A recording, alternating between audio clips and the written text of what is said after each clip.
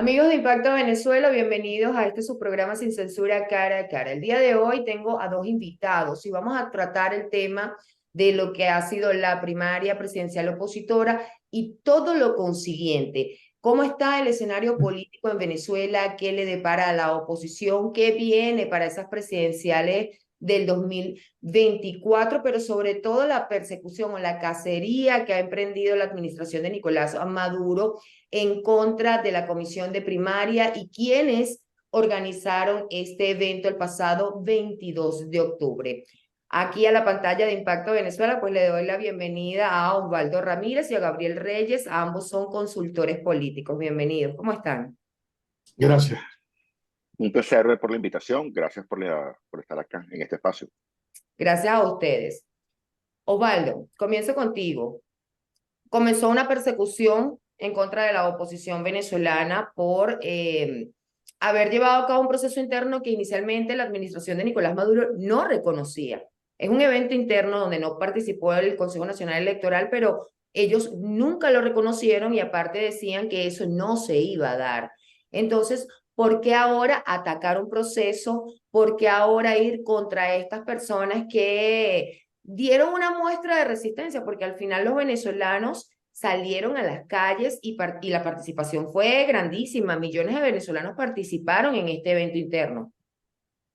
Mira, esas amenazas siempre estuvieron presentes y quizás parte de Barbados era permitir que efectivamente ese evento se llevara a cabo. Problema, eh, creo que hubo una subestimación de la capacidad del venezolano de salir y votar. A pesar de que los números en la opinión pública, al menos en las encuestas de Borracha Consultores, indicaban un umbral de participación entre 11 y 16% del padrón electoral, creo que en algún momento Barbados, el retiro de candidatos terminó afectando o generando esa percepción de que este evento no iba a suceder, incluida la implosión del mismo evento hasta horas antes por parte de un candidato de una tolda política. Entonces, en ese punto, al ver resultados, al ver claramente esta cantidad de personas importante en todo el territorio nacional, yo creo que importante decirlo, no fue más la participación en el interior del país a lo que tuviste en la capital de Venezuela, generó esas alertas. Y esas alertas es, yo no puedo permitir que la candidata ganadora, María Corina Machado, pueda tener o disfrutar de ese efecto de avalancha, de bola de nieve que pudiera generar a posteriori, si efectivamente la dejó correr. Gabriel, ¿tu percepción sobre esto? Bueno, yo comparto lo que ha explicado Osvaldo. Sin embargo, creo que hubo un error de cálculo por parte del oficialismo. Creo que existen dos fuentes de consejas políticas alrededor de quien es líder de ese proceso, y una es militar y otra es civil. La militar tenía tiempo recomendándole que no permitiera que se celebraran esas primarias por aquello de que en la doctrina militar estratégica reunificar al enemigo en víspera de un conflicto es un error estratégico. Por eso para muchos las primarias no se iban a dar. Las primarias, estoy de acuerdo con Osvaldo, es consecuencia de Barbados. ¿Por qué? Porque la Conseja Civil le hizo ver al líder de este proceso que era importante ceder en el proceso de negociación, porque al final se esperaba o se calculaba una participación poca, una participación atomizada, una participación menguada, 900.000 personas esperaban más o menos que participaran. y resulta que los resultados fueron totalmente diferentes, y ante el contraste con la realidad, entonces voy a la segunda parte donde también estoy de acuerdo con lo que dice Osvaldo.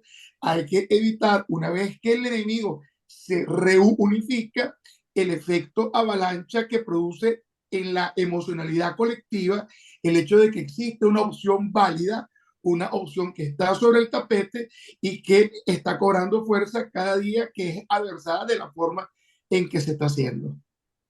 Más de 2 millones de venezolanos participaron, nada más María Corina Machado obtuvo 2.253.825 votos. Y de allí pues le sigue Carlos Prosperi con 112.523 y Delsa Solórzano 15.340.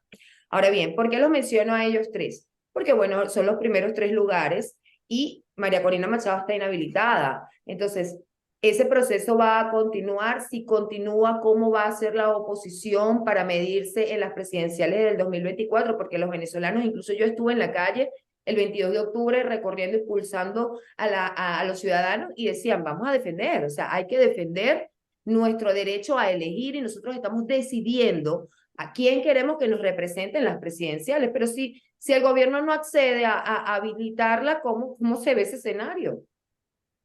Mira, lo primero, entender que no debe haber sorpresa con el número. Ese número, en términos de opinión pública y de encuestas serias, haciendo los cruces respectivos, no es lo que marca todo el país, sino lo que marca los votantes de primaria, opositores duros, con altísima nivel, intención de participar, estaba dando por encima del 84% a 2 semanas del evento y no logra recoger la retirada de Capriles, la retirada de Enrique, que bueno, es mínima, y el apoyo de Superlano, que al final del día también es un retiro.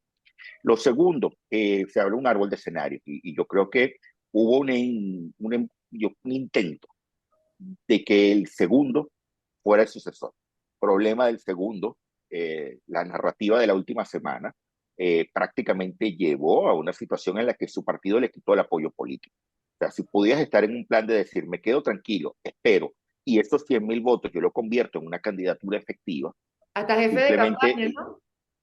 claro, simplemente se retiraron, se dijeron no juego de esta manera. Y a partir de ahí vienen quizás los otros elementos. Primero, gran interrogante, si la gente acompañara un proceso de protestas que desde junio del año pasado estamos escuchando la narrativa gubernamental diciendo que en este país tiene un proceso de violencia política derivado de las primarias. O sea, hay un escenario cantado y una respuesta cantada. Y en esa respuesta cantada siempre vas a tener una respuesta de represión, de violación potencial de derechos humanos y en la cual el terreno de gobierno siempre termina ganando.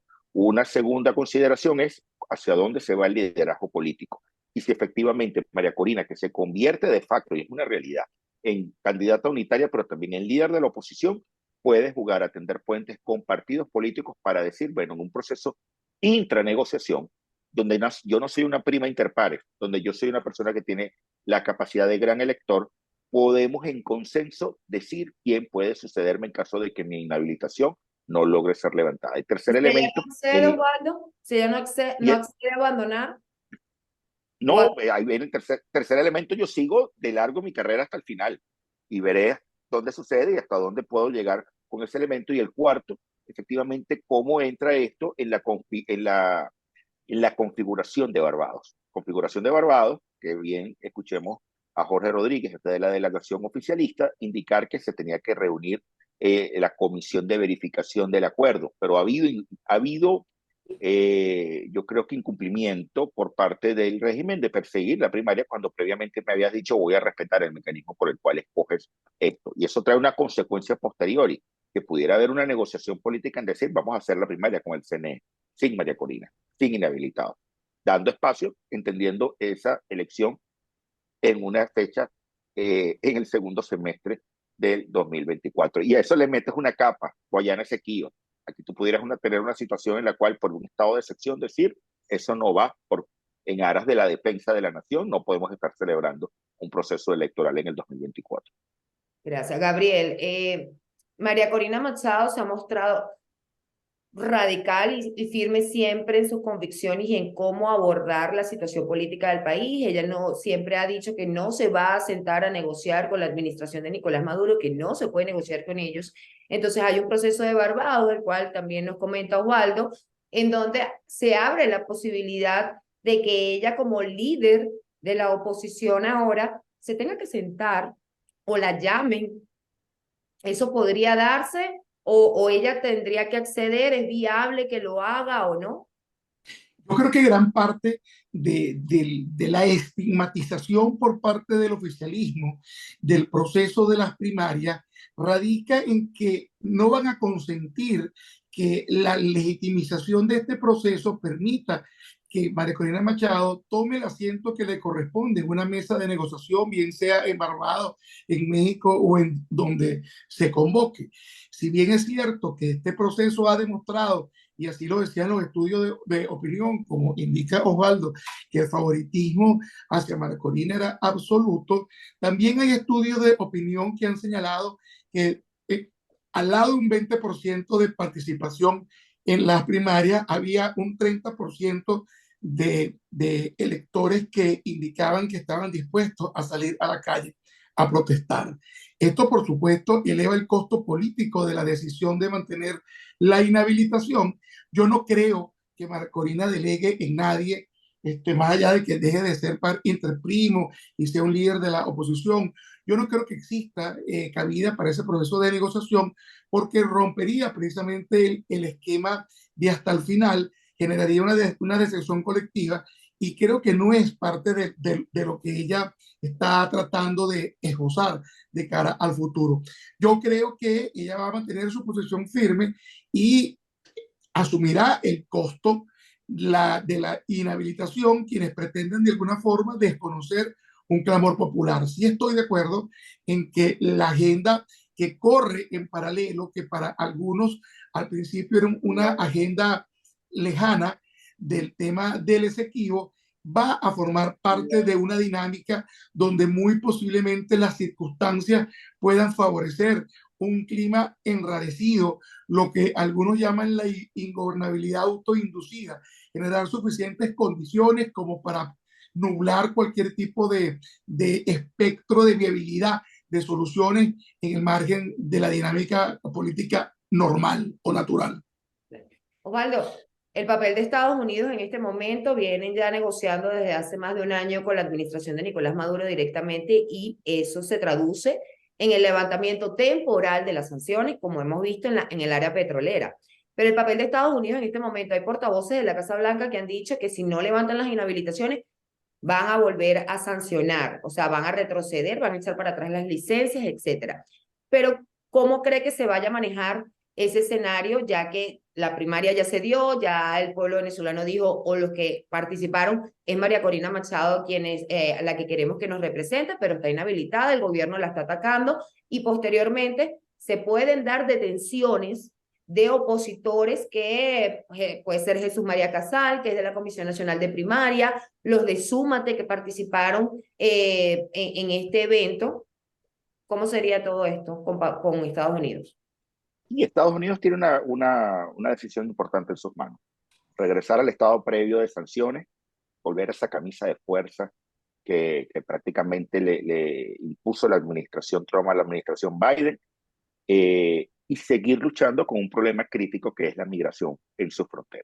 Hoy, eso es un tema de política doméstica, ya no es la lejana Venezuela que tiene unos migrantes venezolanos caminando hacia Chile, caminando hacia Colombia, ya no es esa realidad y que ellos terminaban ayudando a paliar esa crisis humanitaria compleja que era tanto en territorio venezolano como en esa Suramérica grande. Ya no es ese problema, ya es un problema de tener una cantidad importante de venezolanos entrando de manera ilegal, unos esfuerzos importantes para tratar de mitigar, de generar una posición en que la gente no entre de esa forma, e incluso que los llevó y sorprendió a muchos ese tema de convenios de repatriación de venezolanos. Y está entrando una campaña electoral, está entrando un ciclo electoral. Entonces, volver al ciclo de sanciones máximas o trabajar en función de un acuerdo débil, como todos los acuerdos de negociación. No es el primer acuerdo que tiene piso de cristal y que si pisas duro se rompe. Y que eso te lleve a decir, vamos revisando poco a poco estos acuerdos. ¿Por qué? Porque además de ello, la gran externalidad positiva, si se da, es condiciones electorales para la oposición. Condiciones electorales para el segundo semestre del año 2024, no condiciones electorales para el 2023. Entonces, cuidado sin aras de mi máximo interés. Gasífero, para ayudar a Europa. Energético, para tratar de que Venezuela tenga los ingresos necesarios para que sea estable. Mineros, financieros en materia de mercado secundario de bonos, tenga yo que decir, juego en bandas, presiono, pero no presiono tanto en la habilitación de los candidatos y espero una respuesta con una naturaleza que me permita a mí ganar, a Maduro ganar y eventualmente en el segundo semestre de la oposición ganar en esos acuerdos, en esos mejores acuerdos negociados que no son la lista del niño Jesús, no es la lista de Santa en Navidad que yo quería tantas cosas y me terminó llegando esto. Mosca porque es el manejo de expectativas y los discursos incendiarios pueden volar estos acuerdos. Gabriel, en tu caso, ¿cómo ves este escenario? Porque también en esos acuerdos Jorge Rodríguez decía que la oposición los incumplió. Bueno, yo creo que esto depende de factores externos en gran parte.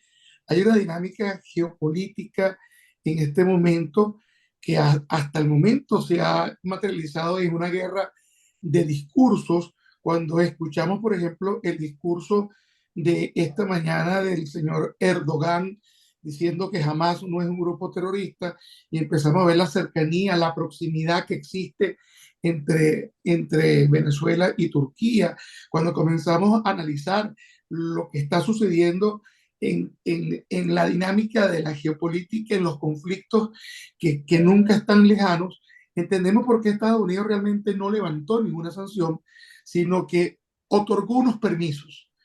Las sanciones no se levantan, hay permisos que de alguna forma temporalmente facilitan que la actividad se reanude, pero como son permisos y no son sanciones levantadas, quiere decir que la sanción todavía existe y quiere decir que la reversibilidad del permiso es un mero acto administrativo bastante sencillo en términos de lo que es su protocolo. En otras palabras, si Venezuela no cumple con las pautas del acuerdo de Barbados, Estados Unidos no va a dudar en revertir este proceso.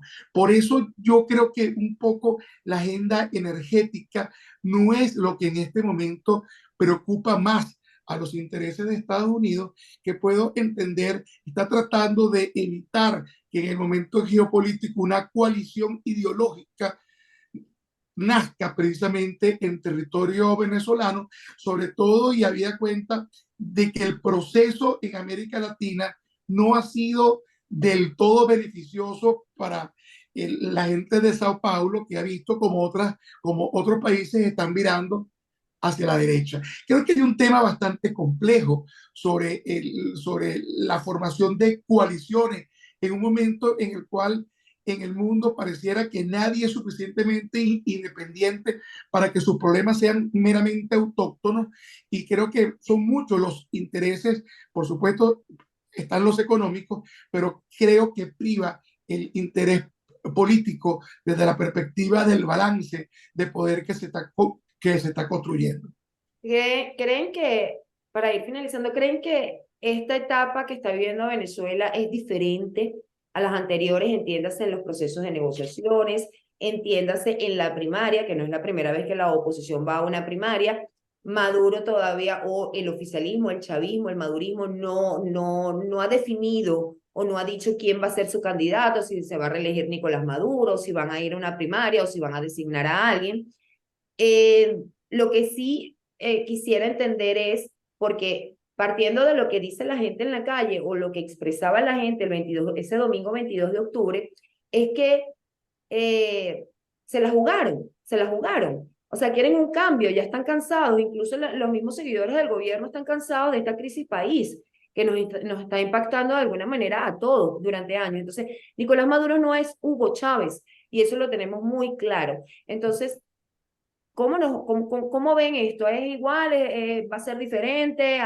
¿Cómo, cómo lo analizan? Mira, para mí estamos en un nuevo tablero político, derivado de situaciones geopolíticas, como explicaba bien Gabriel.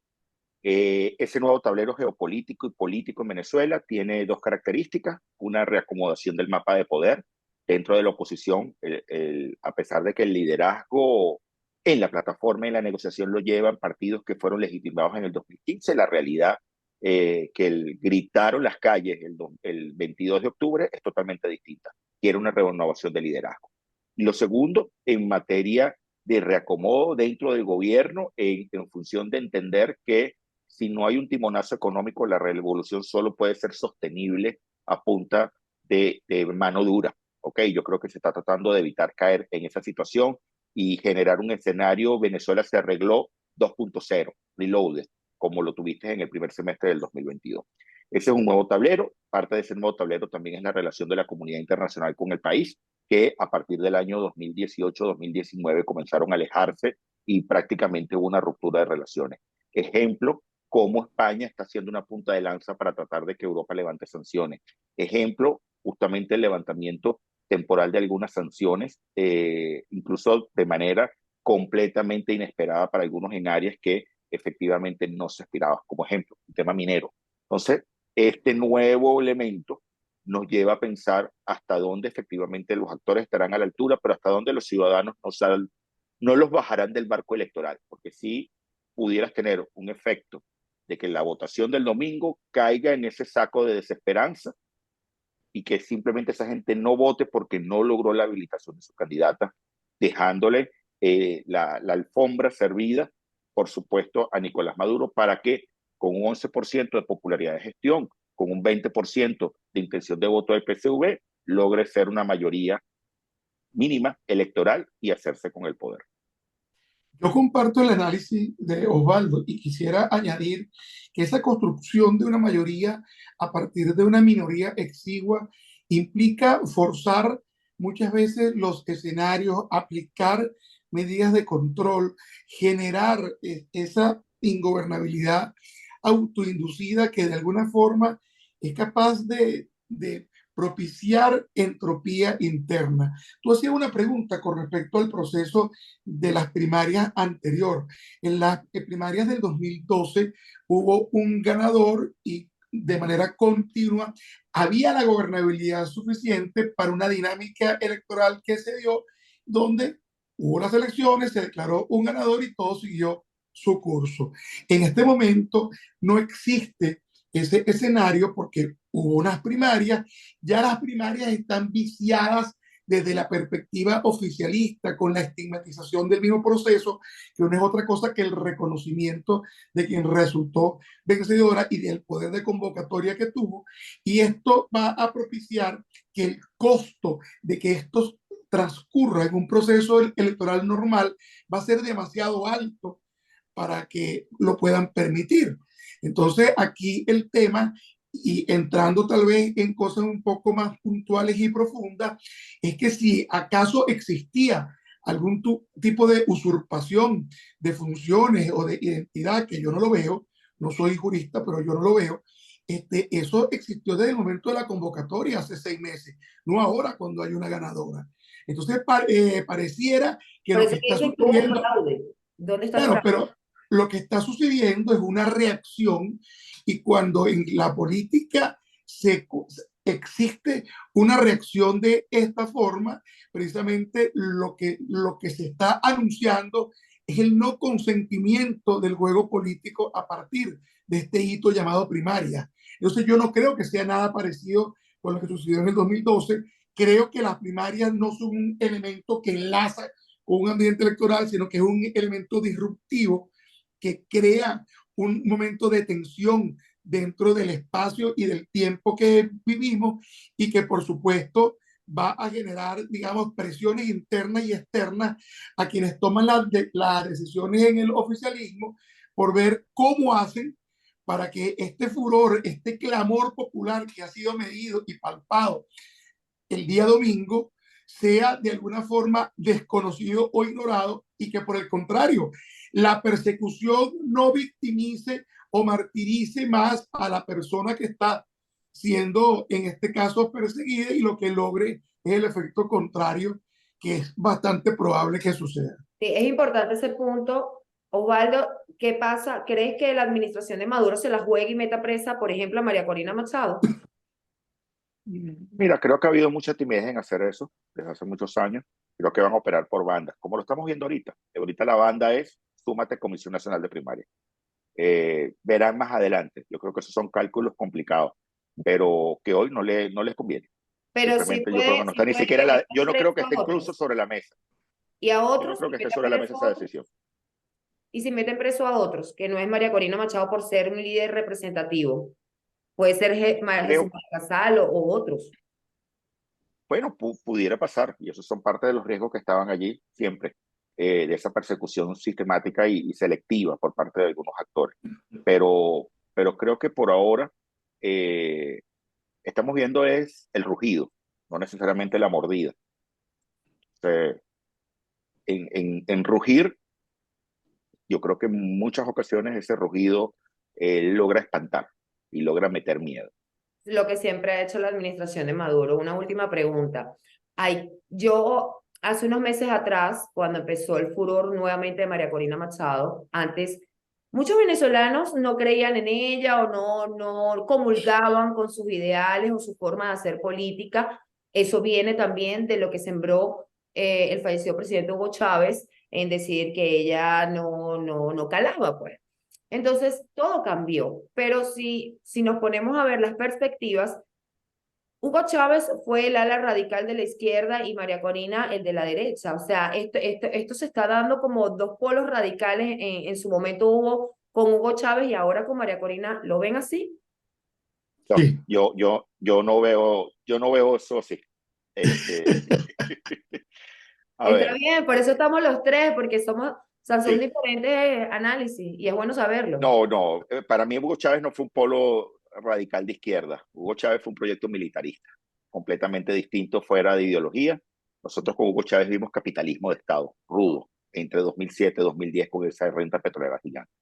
Con María Corina Machado hemos visto una persona firme en sus convicciones que hoy se moderó, viene moderándose, creo yo, marcando ese análisis de discurso desde noviembre del año pasado, enero de este año, entendiendo que la única forma de poder ganar tracción era cambiar los cauchos, permítanme esa metáfora.